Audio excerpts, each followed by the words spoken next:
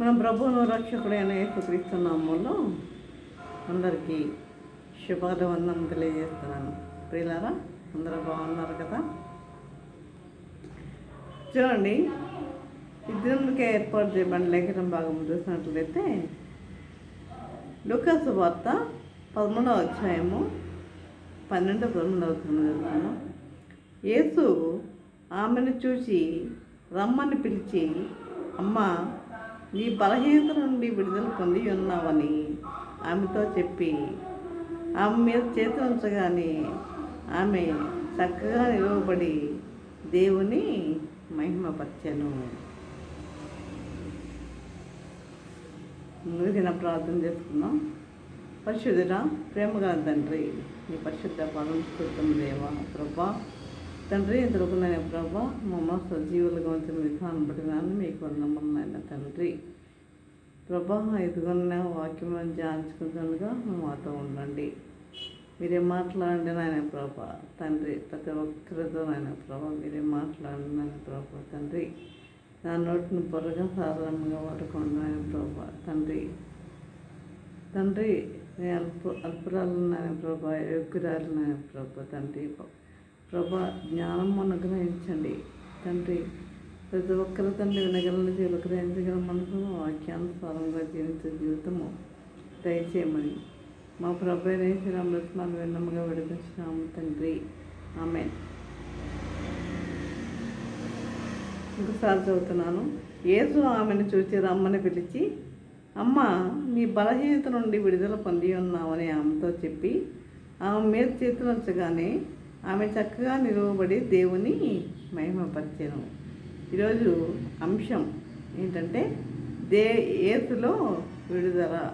యేసులో విడుదల. చూడండి, మనమందరము దేవుణ్ణి మహిమపరచాలన్నది దేవుని యొక్క ఉద్దేశమై ఉన్నది. మనమందరము దేవుని మహిమపరచాలన్నది దేవుని యొక్క ఉద్దేశమై ఉన్నది. యేసు ప్రభు సమాజ మందిరంలో బోధిస్తున్నారు. యేసుప్రభు సమాజ మందిరంలో బోధిస్తున్నారు. అక్కడ నడుము వంగిపోయిన స్త్రీ ఒక ఆమె అక్కడికి వచ్చింది. నడుము వంగిపోయిన స్త్రీ ఉంది అక్కడ. యేసుప్రభు ఆమెను స్వస్థపరచగానే ఆ సమాజ మందిరపు అధికారికి కోపం వచ్చింది. సమాజ మందిరపు అధికారికి కోపం వచ్చింది. ప్రభు అతన్ని ఏమన్నారంటే వేషధారి అన్నాడు. ఏమన్నాడు? వేషధారి అన్నాడు. చూడండి, విశ్రాంతి దినమున గాడిదలకు, ఎద్దులకు వీటికి నీళ్లు పెట్టరా? అదే విధముగా మరి సాతాను కట్టిన గట్ల నుండి నేను ఆమెను విడిపిస్తే కోపం ఎందుకు అన్నాడు. సాతాను కట్టిన కట్ల నుండి ఆమెను నేను విడిపిస్తే కోపం ఎందుకు అన్నారు ప్రభు.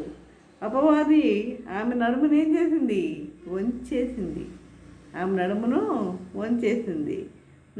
మనము నిటారుగా నిలబడి దేవుణ్ణి మనం ఏం చేయాలి? మహిమపరచాలి. నిటారుగా నిలబడి మనం దేవుణ్ణి ఏం చేయాలి? మహిమపరచాలి. అది మనలో ఆరోగ్యంగా సృష్టించినందుకు మనము దేవునికి వందనాలు చెల్లించాలి. మనకు ఆరోగ్యాన్ని సృష్టించినందుకు దేవుడు మనం ఏం చేయాలి? దేవునికి వందనాలు చెల్లించేవారిగా ఉండాలి. మన శరీర భాగాలన్నీ కూడా అద్భుతమే, అత్యద్భుతము. కాబట్టి చూడు, కీర్తనలు 139వ కీర్తన మనం చూసినట్లయితే దేవుడు మనల్ని ఎంత అద్భుతంగా సృష్టించాడో అనేది మనకు అర్థమవుతుంది. దేవుడు మనల్ని ఎంత అద్భుతంగా సృష్టించాడో మనం గ్రహిస్తాం. దేవుడు చక్కగా సృష్టించిన ఈ శరీరాన్ని, అందమైన శరీరాన్ని ఈ సాతాను ఏం చేస్తుంది? వంకరగా చేసేస్తుంది. ఈ సాతాను వంకరగా, వికారంగా చేసేస్తుంది. గర్భంలో ఉన్న బిడ్డకు కూడా అవయవ లోపము కలుగజేస్తున్నాడు. కాబట్టి మనం ఏం అడగాలి? గర్భంలో ఉన్న బిడ్డకు ఆరోగ్యం దయచేయమని కూడా మనము అడిగేవారిగా ఉండాలి. చూడండి, మనం 139వ కీర్తన ఒకసారి చూద్దాం. 139వ కీర్తన.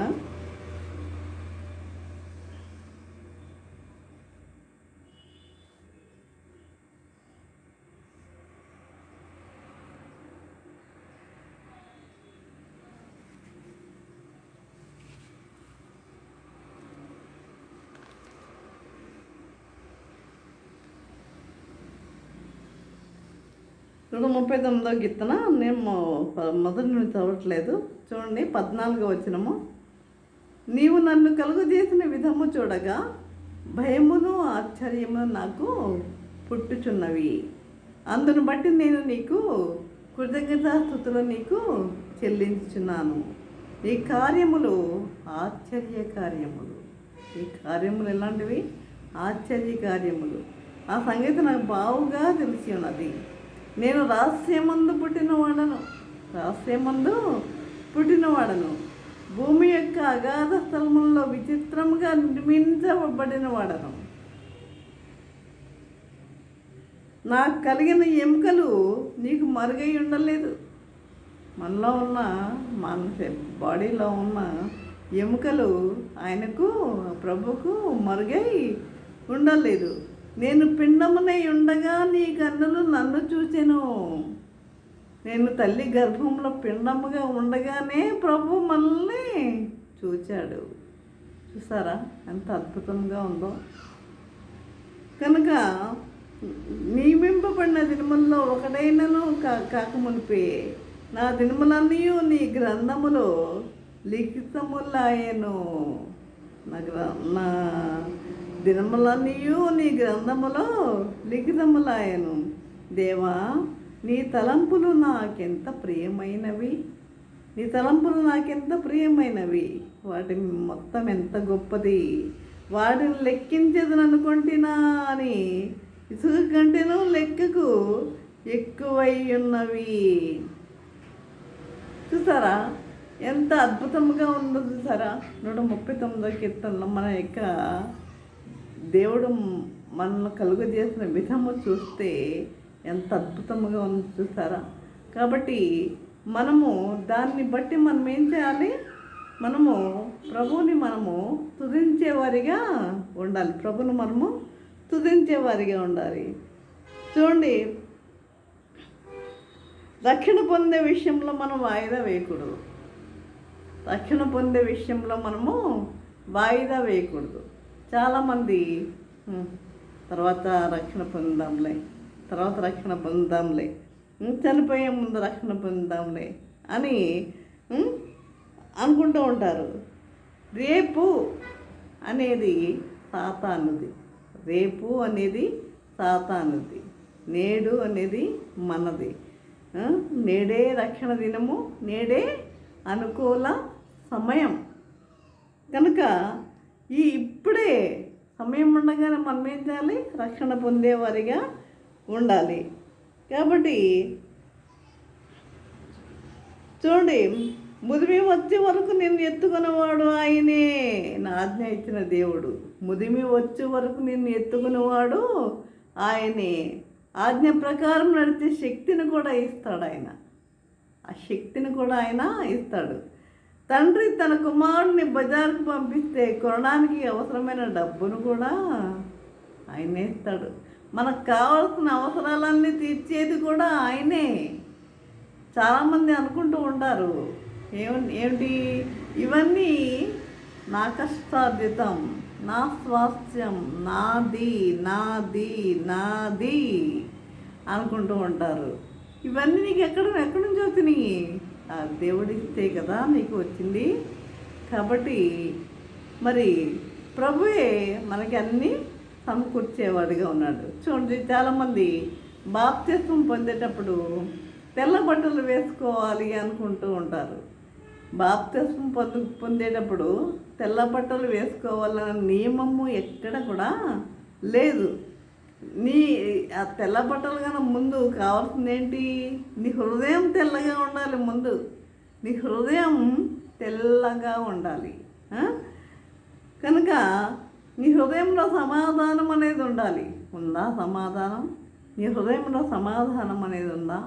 సమాధానం కలిగి నువ్వు జీవించేవారిగా ఉండాలి. ఇతరులతో కూడా నువ్వు సమాధానం కలిగి, ప్రతి ఒక్కరితో నువ్వు సమాధానం కలిగి జీవించేవారిగా ఉండాలి. చూడండి, యేసుప్రభు వారు మత్తయి సువార్త 5వ అధ్యాయము 23లో ఏం చెప్తున్నారు చూడండి. కావున నీవు బలిపీఠంలో వద్ద అర్పణము అర్పించుతుండగా నీ మీద నీ సహోదరునికి విరోధమైనను కలదని అక్కడ నీకు జ్ఞాపకం వచ్చిన ఎడలా అక్కడ బలిపీఠం ఎదుటనే నీ అర్పణ విడిచిపెట్టి, అంటే నీ అర్పణ అర్పించేటప్పుడు నీ యొక్క సహోదరుని మీద నీకు విరోధం ఏదైనా కలదని నీకు జ్ఞాపకం వచ్చిన ఎడలా నీ అర్పణ అక్కడే విడిచిపెట్టు. అర్పణ అక్కడే విడిచిపెట్టి ఏం చేయాలి? నువ్వు నీ జ్ఞాపకం వచ్చిన ఎడలా అక్కడ బలిపీఠం ఎదుటనే నీ అర్పణ విడిచిపెట్టి మొదట వెళ్ళి నీ సహోదరునితో సమాధానపడము అంటున్నాడు. అంటే ముందు అర్పణ కన్నా ఏది ముఖ్యం? ఇది నీ సహోదరునితో నీవు సమాధాన పడటం అనేది ముఖ్యం ప్రియులరా. కాబట్టి అటు తర్వాత వచ్చి నీ అర్పణ అర్పించు. సమాధాన పడిన తర్వాత నీ అర్పణ అర్పించు. ఈ నడుము వంగిపోయిన ఈ స్త్రీ పైకి చూడగలదా? చూస్తుందా? చూడలేదు, కిందకే చూస్తుంది. నడుము వంగిపోయిన స్త్రీ, నువ్వు కిందకు చూస్తున్నావా? పైకి పరలోకం పైకి చూస్తున్నావా? పరలోకం పైకి చూస్తున్నావా? నీ మనసు ఆలోచనలు కోరికలు పరలోకం మీద ఉన్నాయా?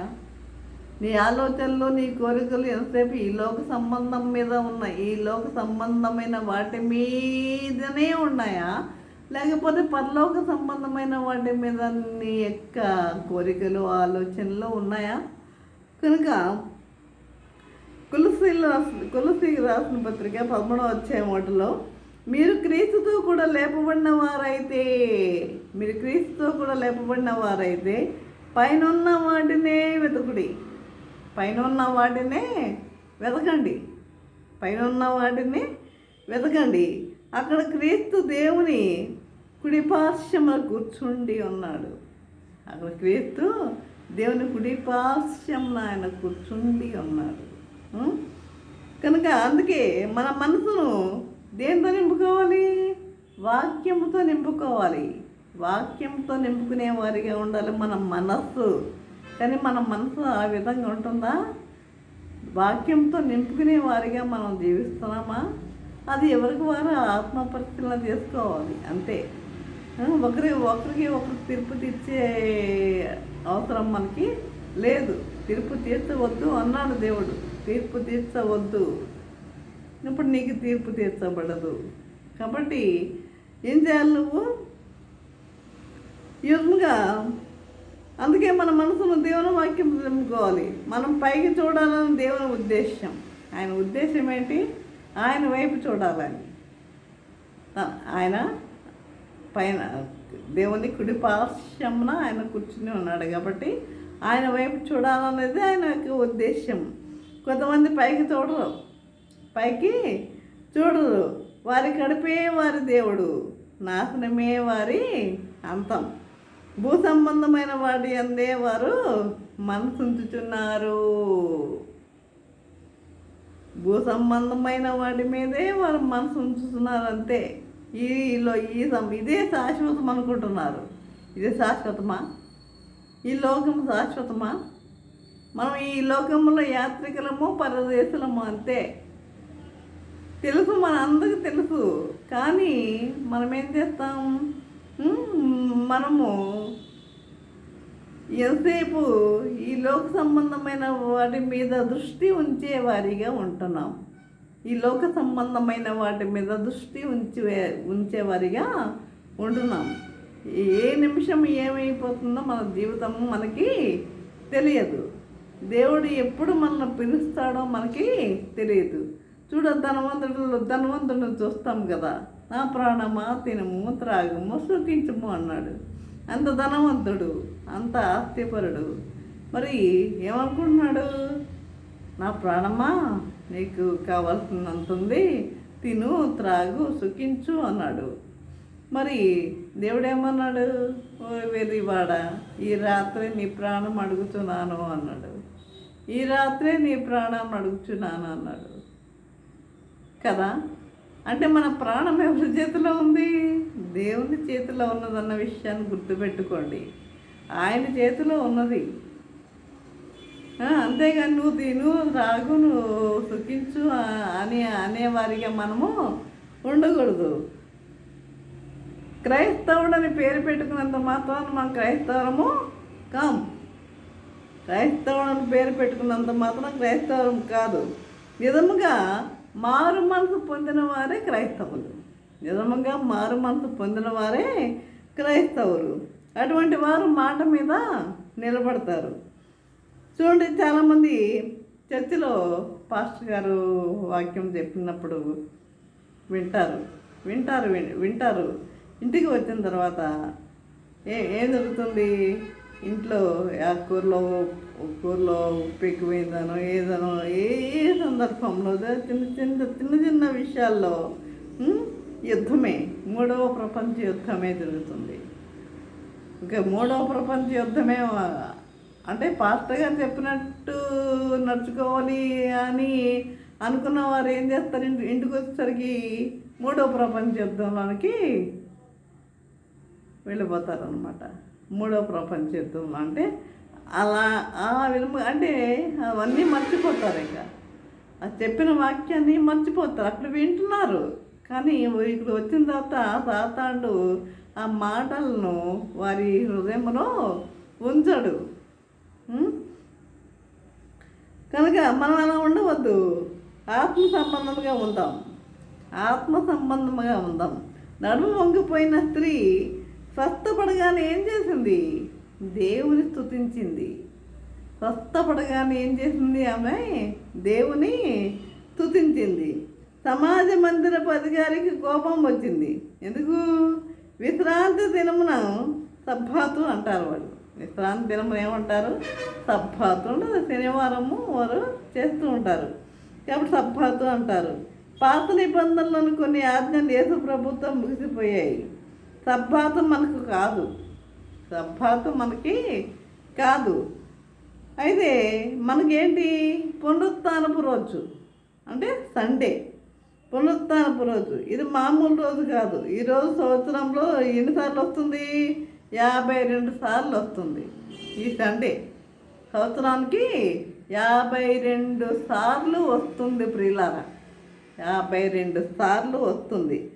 18 సంవత్సరాలు సాతాను ఆమెను బంధించాడు. 18 సంవత్సరాలు సాతాను ఆమెను బంధించాడు. ఆమె అబ్రహాము కుమార్తె. సబ్బాతు దినాన వంగిన నడుముతో వచ్చింది. సబ్బాతులో ఆరాధన లేదు, వాక్యం లేదు, ప్రభువులో ఆనందించడం లేదు. అయితే పునరుత్థాన దినములో ఆనందం ఉంది. సబ్బాతులో ఆనందం లేదు, కానీ పునరుత్థాన దినములో ఆనందం ఉంది. కాబట్టి మనము దేవుణ్ణి తండ్రి అని పిలుస్తున్నాం. అది కేవలము నోటితో మాత్రమేనా? తండ్రి అని పిలుస్తున్నాం కదా. మన తండ్రి ప్రభువా అని పిలుస్తున్నాం కదా. కాబట్టి అది నిజంగా నోటితో మాత్రమేనా? మన అంతరంగంలో నుండి పిలవాలి. చూడండి, ఇంటికి కాంపౌండ్ వాళ్ళు కట్టుకుంటే చాలదు, దేవుని కాపుదల కావాలి. కాంపౌండ్ వాళ్ళు కట్టుకుంటే సరిపోదు, దేవుని యొక్క కాపుదల కావాలి కదా. అదేవిధంగా ప్రభు ఆ స్త్రీ కోసం ప్రార్థన చేయలా. ఆమె మీద చేతులు ఉంచాడు అంతే. ఆమె మీద చేతులు ఉంచాడు. అదే అధికారాన్ని ప్రభు మనకు కూడా ఇచ్చాడు. అదే అధికారాన్ని మనకి కూడా ఇచ్చాడు. కాబట్టి మారు మనసు పొందిన వారు చేతులు ఉంచితే రోగులు స్వస్థపడతారు. మారు మనసు పొందిన వారు చేతులు ఉంచితే రోగులు స్వస్థపడతారు. కాబట్టి చూడండి, చాలామంది కట్ల చేత కట్టబడి ఉన్నారు. కట్ల చేత సాతాను కట్టివేశాడు. పెళ్ళిలో కట్లు, గృహప్రవేశంలో కట్లు, పెళ్ళిళ్ళలో సంస్థ వేసిన కట్లు, కుటుంబ కుటుంబ కట్లు, కుల కట్లు, ఇలా చాలా కట్లు ఉన్నాయి. ఇవి మనకొద్దు. ఈ కట్ల నుండి విడుదల పొందాలి మనం. ప్రభు ఆమె కట్లు ఇప్పివేశాడు. మనం ఆ కట్ల కింద ఉండవద్దు, మనం విడుదల పొందుదాం.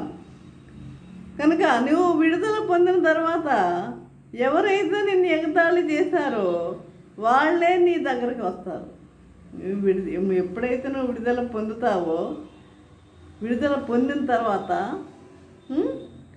మరి ఎవరైతే నిన్ను ఎగతాళి చేశారో వారే నీ దగ్గరకు వస్తారు, నిన్ను ప్రార్థన చేయమని అడుగుతారు. యేసు ఆమెను విడుదల చేస్తే అందరూ సంతోషపడుతున్నారు, కానీ యేసు ఆమెను విడుదల చేశాడు. ఆ కట్ల నుండి, సాతాను కట్ల నుండి విడుదల చేస్తే ఈ సమాజ మందిరపు అధికారికి మాత్రము కోపం వచ్చిందండి. సమాజ మందిరపు అధికారి ముఖం మార్చుకున్నాడు. 18 సంవత్సరాలుగా బంధకాల్లో ఉన్న స్త్రీ దేవుని ఆరాధిస్తూ మహిమపరుస్తుంది. ప్రార్థన అంటే ఏవో 4 మాటలు చెప్పడం కాదు. ప్రార్థన ఎక్కడి నుండి రావాలి? హృదయంలో నుండి రావాలి. హృదయంలో నుండి రావాలి. కొంతమంది లేనిపోని అంటే కొంతమంది మీద లేనిపోని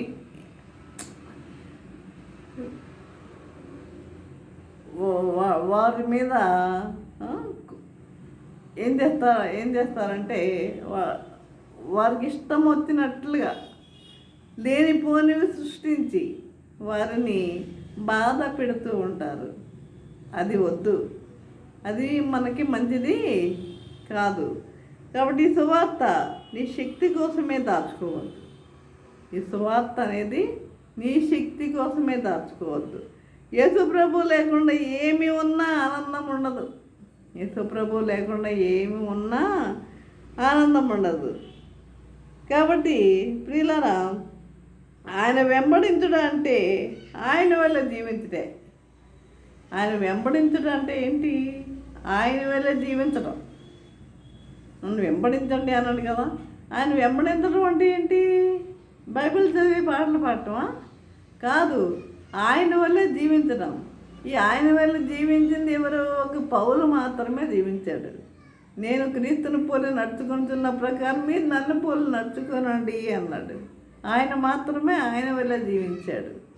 ఇంకెవరు అలా జీవించిన వారు లేరు. కనుక నేను క్రీస్తుని పోలి నడుచుకున్న ప్రకారం మీరు క్రీస్తుని పోలి నడుచుకున్న పౌలు చెప్పలేదు, నన్ను పోలి నడుచుకోండి అని చెప్పాడు. నన్ను పోలి నడుచుకోండి. నేను క్రీస్తుని పోలి నడుచుకుంటున్న ప్రకారం మీరు నన్ను పోలి నడుచుకోనండి అంటే ఆయనకు క్రీస్తుని పోలి నడుచుకుంటున్నాడు అక్కడ. కాబట్టి మీరు నన్ను పోలి నడుచుకోనండి అని చెప్పాడు. అంతగా మనము ఆయనకు దగ్గరగా జీవించాలి. కట్లు విడిపించబడకుండా దేవుని మహిమపరచలేము. కట్లు విడిపించకుండా నీవు దేవుని మహిమపరచలేము. కాబట్టి మనం ఏం చేయాలి? లేవాలి, మండించాలి. మనం మండాలి, ఇతరులను మండించాలి. మనం వెలగాలి, ఇతరులను వెలిగించాలి. ఇది క్రైస్తవ జీవితం అంటే. ఇది క్రైస్తవ జీవితం అంటే. మారు మనసు కలిగి జీవించడం అంటే ఇది. కనుక ప్రియులారా, ఈ విధంగా ఉండాలని ప్రభువు తెలియజేస్తున్నాడు. మరి ఈ విధంగా జీవించడానికి పరిశుద్ధాత్మ దేవుడు సహాయం చేసి నడిపించను గాక. ఆమేన్. ప్రార్థన చేసుకుందాం. పరిశుద్ధుడా, ప్రేమగల తండ్రి, నీ పరిశుద్ధ పాదము స్తోత్రము దేవా. ప్రభా తండ్రి, ఇందులోకమైన ప్రభా, నీ వాక్యం ద్వారా మాతో మాట్లాడిన విధానం బట్టి నాయన మీకు వందనములు తెలియజేసుకుంటున్నాము తండ్రి. ఇదిగోనైనా మన నడుము 18 సంవత్సరాల నుండి నడుము వంగిపోయిన స్త్రీ మరి ఆమె యొక్క కట్ల నుండి తండ్రి మీరు విడిపించారు నాయన ప్రభా. నాయన తండ్రి అందరూ సంతోషించారు, కానీ తండ్రి సమాజ మందిరపు అధికారికి మాత్రం తండ్రి మాకు మార్చుకున్నాడు నాయన దేవా. తండ్రి ఈ విధంగా అనేకమైన కట్ల నుండి మేము విడుదల పొందాలి నాయన ప్రభా. అనేకమైన కట్లు, ఈ యొక్క బంధకాల నుండి మేము విడుదల పొందేవారిగా ఉంటకు నీ కృప చూపండి నాయన ప్రభా. నీ బిడ్డలుగా మేము జీవించేవారిగా ఉంటకు నీ కృప చూపండి నాయన ప్రభా. నన్ను వెంబడించండి అన్నావు నాయన ప్రభా. వెంబడించడం అంటే తండ్రి నిన్ను పోలి నడుచుకోవాలన్న విషయాన్ని ప్రతి ఒక్కరూ అర్థం చేసుకునే వారిగా ఉంటకు నీ కృప దయచేయమని నజరేయుడైన యేసునామమున బ్రతిమాలి విన్నముగా వేడుకొంచున్నాము తండ్రి. ఆమేన్. తండ్రి అయిన దేవుని ప్రేమయు కుమారుడైన యేసుక్రీస్తు కృపయు పరిశుద్ధాత్మక అన్యోన్య సహవాసము సకల దీవెనల సదాకాలము ప్రభా. తండ్రి ఎంతమంది ప్రభా వాక్యం విని ఉన్నారు ప్రతి ఒక్కరికి తోడే నిలిచిండును గాక. ఆమేన్. ఆమేన్. ఆమేన్.